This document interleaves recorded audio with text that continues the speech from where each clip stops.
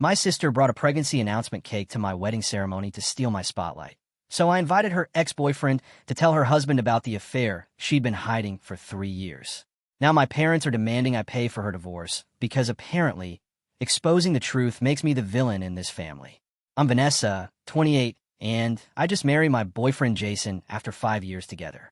My younger sister Brooke is 26, and she spent our entire lives making sure every moment that should have been mine somehow became hers. Graduations, promotions, birthdays didn't matter. If attention was on me, Brooke found a way to redirect it to herself. My parents never stopped her. They encouraged it, actually, because Brooke was the baby, the special one, the golden child who could do no wrong. So therefore, when our wedding baker called me a week before the ceremony to tell me Brooke had contacted her about a second cake, I wasn't even surprised. Just disappointed that she couldn't let me have one day, literally one day, without making it about her. The baker explained that Brooke wanted a pregnancy announcement cake delivered to our wedding. She claimed I requested it, told the baker to keep it secret from me, even offered to pay double. Therefore, the baker, who actually had ethics, unlike my sister, called me first to verify. When I told her I'd never requested any such thing, she asked if she should refuse the order. I told her no. Make the cake exactly as Brooke requested. Deliver it to the wedding. Don't change a thing. Because I had a better plan. I could have uninvited Brooke right then. Could have confronted her, called her out, made her apologize before the wedding. But where's the poetic justice in that? She wanted to make a scene at my wedding, wanted to steal my day, and make it about her pregnancy. Fine. I let her have her moment. Therefore, I'd make sure she got exactly what she wanted, attention. Just not the kind she was expecting. I told Jason immediately. He was furious at first, wanted to tell Brooke she couldn't come. But when I explained my plan, he smiled. Then he laughed. Then he said, "You're brilliant and also slightly terrifying, and I'm so glad I'm marrying you." The wedding day arrived. Everything was beautiful. The venue, the flowers, the ceremony itself. Jason and I exchanged vows in front of everyone we loved, and for a few perfect hours, it was exactly what I dreamed of. Therefore, when it came time to cut our cake, I was genuinely happy. Brooke hadn't done anything yet. Maybe she'd changed her mind. Maybe for once, she decided to let me have this. Then she interrupted. She stood up, this huge smile on her face, and announced she had something special to share. A server wheeled out her cake. White frosting, pink and blue decorations. "Congratulations on the new baby," written across the top in looping script. Everyone gasped. People started congratulating her and her husband Derek immediately. My parents literally started crying, completely forgot about me and Jason, rushed over to hug Brooke like she'd just cured cancer. A few relatives stayed near us, looking uncomfortable and embarrassed on our behalf. But most of the room swarmed Brooke. She was glowing, soaking it all in, accepting congratulations like she was the bride. Her husband, Derek, looked uncomfortable. He kept glancing at me apologetically, but Brooke, she was in heaven. This was exactly what she wanted. After a few minutes, once the initial excitement died down, Brooke turned to me with this smug little smile. She said, Okay, let's get back to the wedding now." Like she was doing me a favor. Like she hadn't just hijacked the entire reception. Therefore, that's when I made my move. I smiled back at her, genuine and warm, and said I was so happy for her. She looked surprised, like she'd expected me to be angry. Then I frowned, looked around the room like I was confused, and said, "Wait, we can't celebrate properly yet. Someone special is missing. This moment wouldn't be complete without them." That was the cue. The doors opened, and in walked Carter, Brooke's ex-boyfriend from college. The guy she dated for 3 years before Derek. The guy she'd lived with, made plans with, almost got engaged to. Therefore, everyone who knew him went silent. The energy in the room shifted from excitement to confusion to something that felt like dread. Brooke's smile disappeared instantly. Her face went pale. Derek looked between Brooke and Carter, clearly having no idea what was happening. My parents stopped mid-celebration, frozen like someone had hit pause on their joy. Carter didn't waste time. He walked straight up to Brooke, congratulated her on the pregnancy, and then turned to Derek. "It's so sweet that you let her stay in touch with me," he said. "Even after we broke up. Even after she was cheating on both of us at the same time." The room exploded. Derek demanded to know what Carter was talking about. Carter explained, calmly, clearly, that Brooke had started dating Derek 3 years ago while she was still with Carter. She told everyone they'd broken up, but they hadn't. Not officially. She'd been sleeping with both of them for at least 6 months before finally ending things with Carter. Even after marrying Derek a year ago, she'd been texting Carter regularly, just checking in, seeing how he was doing, keeping that door open. Derek looked like someone had punched him. He turned to Brooke and asked if it was true. She tried to deny it, but Carter pulled out his phone, showed Derek the texts, showed him timestamps, showed him proof that she'd been reaching out as recently as a few weeks ago. Therefore, Derek started yelling. Brooke started crying. Not the pretty, delicate tears she usually deployed for sympathy, but ugly, panicked sobs. They fought right there in the middle of my reception, their voices echoing through the venue. Finally, they left, Derek storming out first, Brooke chasing after him, still trying to explain. My parents immediately turned on me, started yelling about how I was cruel, vindictive, insane. How could I do something so dishonest and insane over something as small as a cake? I told them if they didn't like what I'd done, they were free to leave. So therefore, they left. Took a handful of relatives with them, people who thought I'd cross some invisible line. Everyone else stayed. Most of my friends, Jessica's entire family, the relatives who'd always known my parents played favorites. They congratulated us, danced, celebrated. The wedding continued exactly as planned, just without my parents and without Brooke's drama overshadowing everything. When Jason and I got home that night, we both felt certain we'd done the right thing. Brooke had tried to steal our wedding. All I'd done was make sure the truth came out. Therefore, I had no regrets.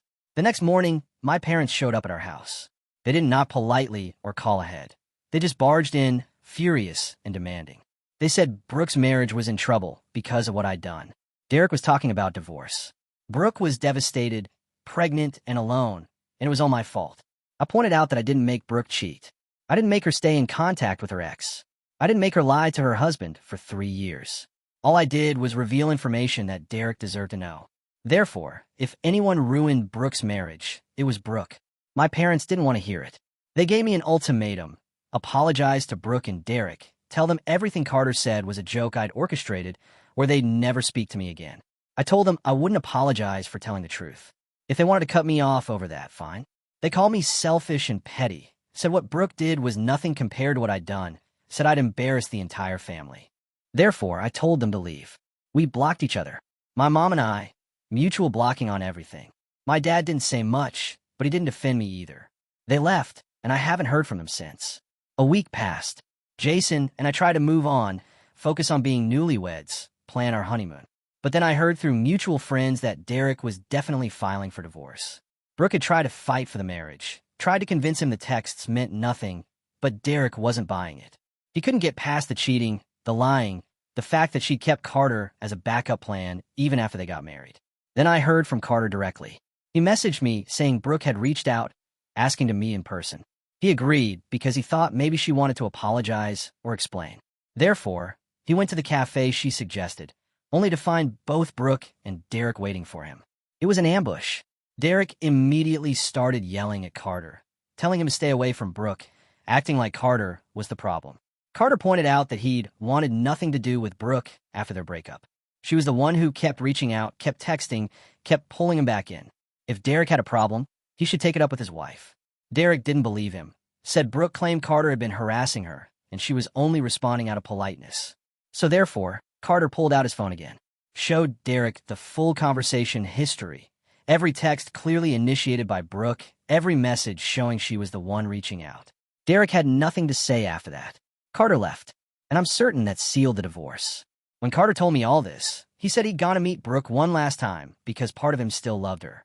But after seeing how she'd manipulated the situation, lied about who was contacting whom, tried to make him look like the villain, he was done. He'd never speak to her again.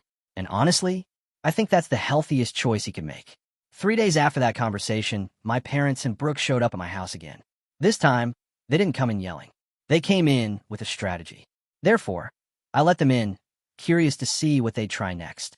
My parents started by rewriting history. They claimed they'd always treated Brooke and me equally, said I'd been jealous my whole life for no reason, said I'd always resented Brooke's happiness. I didn't argue. I just let them talk, watched them build their revisionist narrative. Then they said Brooke had only wanted to share in my joy at the wedding, that announcing her pregnancy was meant to celebrate with me, not steal from me. They said if I disagreed with her plan, I should have talked to her privately instead of orchestrating that scene with Carter. Then came the real reason for their visit. Derek was filing for divorce. Brooke had tried to save the marriage, but Derek had made up his mind. She was pregnant, alone, scared. And according to my parents, this was all my fault. Therefore, they demanded I not only apologize to Brooke and Derek, but also pay for all of Brooke's divorce costs and medical expenses throughout her pregnancy and beyond. I burst out laughing. I couldn't help it. The audacity was so absurd I thought they were joking. They weren't. Brooke said she had the money to cover everything herself, but since I'd ruined her marriage, this should be my punishment. My responsibility. I stopped laughing and told her the truth. I hadn't ruined her perfect marriage because it wasn't perfect. She'd been cheating from the start, lying throughout, keeping her ex on standby, even after getting married. If she wanted to blame someone, she should look in the mirror. Therefore, I wasn't paying for anything. She tried to ruin my wedding. I'd simply expose her lies. She was angry because I'd outsmarted her. My parents tried to defend her, but I cut them off. I told them they'd spent my entire childhood playing favorites, spoiling Brooke, encouraging her worst impulses. They were partly responsible for who she'd become: selfish, entitled, incapable of taking responsibility. They'd wasted enough of my time. I had nothing more to say. They kept trying to argue, but I called Jason in to handle them. I went to our bedroom, exhausted from the conversation. Jason stayed calm, told them to leave, eventually threatened to call the police when they refused. Finally, they left. We left for our honeymoon 3 days later. For those few days, it was peaceful. No drama, no family chaos, just Jason and me enjoying being married. But when we returned, the attacks started again. Brooke had recruited relatives to text me, call me, tell me I'd ruined her life over nothing. I destroyed her marriage while she was pregnant. I was heartless, cruel, vindictive. Therefore, I talked to Carter, and we decided it was time for everyone to know the full truth. He posted screenshots of his entire text history with Brooke, every message initiated by her, every conversation showing she'd been the one maintaining contact. The family exploded. Some people apologized to me, said they'd judged too quickly. Others got even angrier, claimed I was defaming Brooke, said this was harassment. My parents threatened to sue me and Carter for defamation. I told them to go ahead. Truth is an absolute defense, and if they sued us, I'd countersue for harassment. Brooke should have been more concerned about her divorce proceedings and the upcoming custody battle. But instead, she was focused on revenge. She got one of her friends to pretend to be my lover, had him contact Jason claiming we'd been having an affair. Jason asked for proof. The guy had none and disappeared. It was pathetic, really. She tried to do to me what I'd done to her, but at least I'd had evidence. She just had desperation. My mom posted on Facebook about how hard it is to be a mother when one daughter is ungrateful and has a cold stone instead of a heart. She positioned herself as this martyred saint who'd loved both children equally, but had one child who refused to appreciate her. Relatives who knew the truth called her out in the comments, pointed out years of favoritism and different treatment. She deleted the post after a few hours. Therefore, the family is divided now. Some relatives have cut off my parents and Brooke entirely, said they're tired of the lies and manipulation. Others still think I went too far, that exposing someone's infidelity at a wedding was cruel regardless of context. I've made peace with the division because the people who matter, the ones who actually know me, are on my side.